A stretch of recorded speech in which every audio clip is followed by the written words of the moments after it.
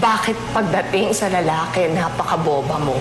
Totoo, nagpakaboba ko para kay Joey. I'll address this now.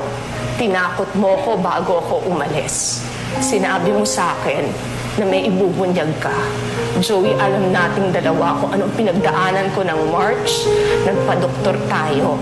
Alam mo kung anong ginawa mo sa akin noon. Alam mo rin dahil may records, bumalik tayo sa St. Luke's para magpa-check.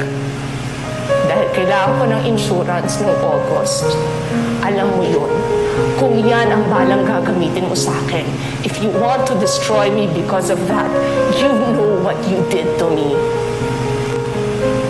Do you care to elaborate on that, Chris?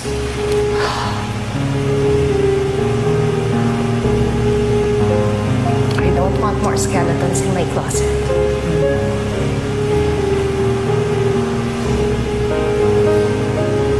This can destroy me, but I'm prepared.